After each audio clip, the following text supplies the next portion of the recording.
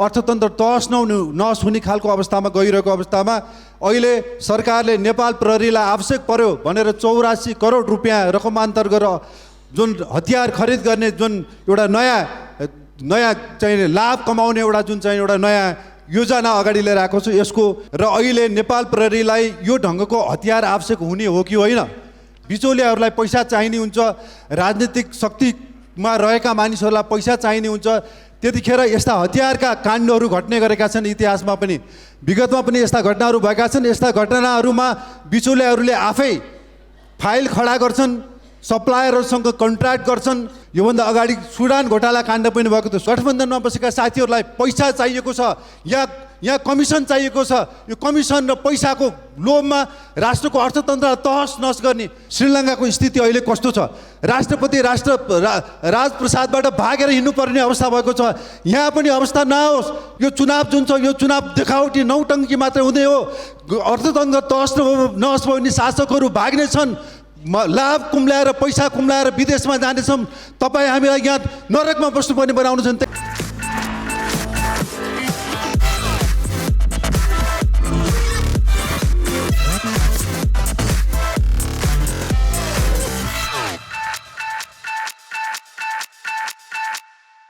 यो 5 दलको राजनीतिक गठबन्धन बिस्तारै वित्तीय गठबन्धनमा परिवर्तन भएको छ, लाभको गठबन्धनमा परिवर्तन भएको छ र फाइदाको गठबन्धनमा परिवर्तन भएको छ र मुलुकको इतिहासमै कलङ्कित शासकहरू कलङ्कित भएको इतिहासमा दर्ज हुने ढङ्गले यो गठबन्धन अगाडि बढिरहेको छ। जेठ 14 गतिको राति जुन ढङ्गले कर र राजस्वका दरहरूमाथि अनियमित ढङ्गले बिचौलियाहरूलाई राखेर जसरी चाहिँ अनियमितता गरियो त्यसमाथि संसदले नै छानबिन गर्ने प्रक्रिया अगाडि बढाइरहेको अवस्थामा अर्थमन्त्रीज्यूले राजीनामा दिएर जाँदै गर्दाखेरि 84 करोड रुपियाँ बराबरको रकमान्तर गरिकन नेपाल प्रहरीले हतियार किन्ने बजेट रकमान्तर गरेर जानुभएको भन्ने खबर बाहिर आइरहेको छ। यो राष्ट्रघात हो। आज मुलुकको अर्थतन्त्र तहस नहस हुने अवस्थामा छ। शोधनान्तर घाटा 2 खर्ब 88 अर्ब 50 करोड रुपियाँ अहिलेको अवस्थामा शोधनान्तर घाटा 2 खर्ब 88 अर्ब 50 करोड रुपियाँमा रहेको छ। गत वर्ष जबकि यही अवधिमा 7 अरब 47 करोड बचत रहेको अवस्था थियो।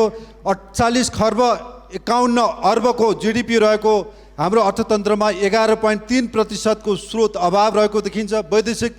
वैदेशिक अनुदान 51 अरब आउँछ भनेर अनुमान गरेकोमा 13 अरबभन्दा बढी आएको छ। र यो अवस्थामा अहिले अर्थतन्त्र तहस नहस हुने खालको अवस्थामा गइरहेको अवस्थामा अहिले सरकारले नेपाल प्रहरीलाई आवश्यक पर्यो भनेर 84 करोड रुपियाँ रकमान्तर गरेर जुन हतियार खरिद गर्ने जुन एउटा नयाँ चाहिँ लाभ कमाउने एउटा जुन चाहिँ एउटा नयाँ योजना अगाडि लिएर आएको छु यसको यो हामी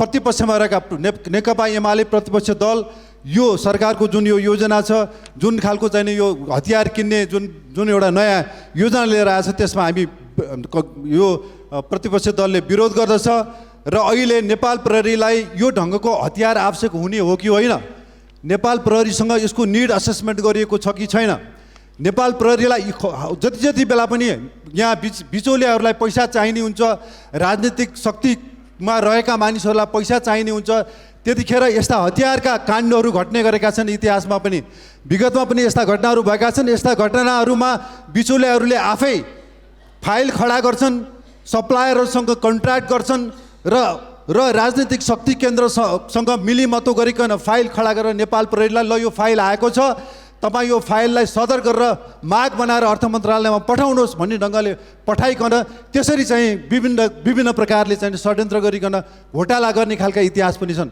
योभन्दा अगाडि सुडान घोटाला काण्ड पनि भएको थियो। सुडान घोटाला काण्डमा प्रहरी अधिकारीहरू जेल बस्नुभयो तर उहाँहरू निर्दोष हुनुहुन्थ्यो किनभने बिचौलियाले खडा गरेको फाइलमा प्रहरी अधिकारीहरूको सही भयो, बिचौलियाहरू पनि त्यहाँ बिचमा देखिएनन्, राजनैतिक शक्ति केन्द्रका मान्छेहरू पनि त्यो बिचमा देखिएनन् र अख्तियारले अनुसन्धान गर्दै जाँदाखेरि फ्याक्ट इस्युलाई हेर्दाखेरि खालि फाइललाई हेरिकन चाहिँ अनुसन्धान गर्दाखेरि यसरी प्रहरी अधिकारीहरू फसेका इतिहासहरू छन् र अहिलेका हालका उच्च पदस्थ प्रहरी अधिकारीहरूलाई फसाउने, जेल हाल्ने र अख्तियार लगाएर कठघरामा ल्याउने ढङ्गले चाहिँ यसरी जुन यो प्रपञ्चका साथ हतियार किन्ने चाहिँ रणनीति अगाडि बढेको छ यसको हामी घोर भर्त्सना गर्न चाहन्छौँ। नेपाल प्रहरीलाई आज हतियार चाहिने अवस्था छैन। नेपाल प्रहरीका अधिकारीहरूसँग सोद्धाखेरि उहाँहरूलाई कुनै कान कसैलाई खबर छैन। नेपाल प्रहरीलाई अहिले ब्यारेक चाहिएको छ, नेपाल प्रहरीलाई अहिले प्रविधि चाहिएको छ। अहिले डिजिटल खालका क्राइमहरू छन्, अर्गनाइज क्राइमहरू बढेर गएका छन्। उसलाई तकनिकी युक्त बनाउनुपर्छ, अनुसन्धानमा योग्य बनाउनु पर्यो। तर जुन ढङ्गले यहाँ 1150 थान सर्टगन, 1000 थान पिस्तोल र 25,000 थान सेलहरू लगायतका हतियार र बालु सेलहरू चाहिँ खरिद गर्ने भन्ने ढङ्गले जसरी चाहिँ बाहिर आइरहेका छन्, यो धोका हो। नेपाल प्रहरीलाई आज चाहिन। नेपाल प्रहरी भनेको समाजमा बसेर कम्युनिटीको सर्भिस गर्ने हो। यो कुनै आम पुलिस फोर्स पनि होइन, कुनै नेपालको चाहिने आर्मी पनि होइन। त्यसले गर्दा नेपाल प्रहरीलाई आज हतियार होइन, उसलाई प्रविधि चाहिएको छ, उसलाई तकनिकी चाहिएको छ। यो ढङ्गले चाहिँ यहाँ बस्नेका गठबन्धनमा बसेका साथीहरूलाई पैसा चाहिएको छ, यहाँ कमिसन चाहिएको छ। यो कमिसन र पैसाको लोभमा राष्ट्रको अर्थतन्त्रलाई तहस नहस गर्ने अहिले जुन ढङ्गले शोधन अन्तर्स्थिति घाटामा गइरहेको छ, अहिले मुलुकले धान्न नसक्ने अवस्था छ। राष्ट्र ब्याङ्कले 1 दर्जनभन्दा बढी आयातित वस्तुहरूमाथि बन्देज लगाएको छ ताकि हाम्रो चाहिँ विदेशी मुद्राको सञ्चित नघटोस्। तर यो ढङ्गले अहिले मारमा रहेको विदेशी मुद्रा सञ्चितको अवस्थालाई फेरि मार गर्ने गरिकन 84 करोड रुपियाँ हतियार किन्ने ढङ्गले जसरी अगाडि आएको छ, यो राष्ट्रघात हो। आजको मूल्यमा पनि अघि मैले गुगलमा हेर्दै थिएँ सामान्य सभामा, आजको मूल्यमा पनि यहाँहरूले उल्लेख गरेका हतियारहरू खरिद गर्दाखेरि 1/3 मूल्य पनि पर्ने छैन। हतियारको कमिसन 200-300% बढाएर कोटा बढाएर यो ढङ्गले चाहिँ देशलाई लुट्ने, राज्यलाई लुट्ने ढङ्गले गठबन्धन अगाडि बढेको छ। यो धोका हो, मुलुकप्रतिको राष्ट्रघात हो। सामान्य सभा महोदय, आज अब अहिले देखिया छ श्रीलङ्काका कुन खालको हालत छ, श्रीलङ्काको स्थिति अहिले कस्तो छ। राष्ट्रपति राजप्रसादबाट भागेर हिँड्नुपर्ने अवस्था भएको छ। यहाँ पनि अवस्था नहोस् कि यहाँका शासकहरू सिंहदरबारबाट भाग्नुपर्ने, बालुवाटारबाट भाग्नुपर्ने अवस्था नहोस्। सामान्य सभा महोदय, म चेतावनी दिन चाहन्छु, राष्ट्रलाई दोहन गर्ने, राष्ट्रको अर्थतन्त्र तहस नहस गर्ने यो राष्ट्रघात हो। अहिले पनि संसदले छानबिन गरिरहेको अवस्था छ। जसरी करका दरहरूमा, जसरी राजस्वका दरहरूमा बिचौलिया लगाएर जुन घोटाला गरिँदैछ त्यसमाथि पनि विचाराधीन रहिरहेको अवस्थामा राष्ट्रको अर्थतन्त्रलाई तहस नहस बनाउने ढङ्गले जसरी गठबन्धन अगाडि बढेको छ, यसले सही गर्ने छैन। उहाँहरू त, म सामान्य सभामुख मार्फत आम नागरिकलाई पनि आह्वान गर्न चाहन्छु, तपाईँहरू वाचफुल हुनुहोस्। यो चुनाव जुन छ, यो चुनाव देखावटी नौटङ्की मात्रै हुँदै हो।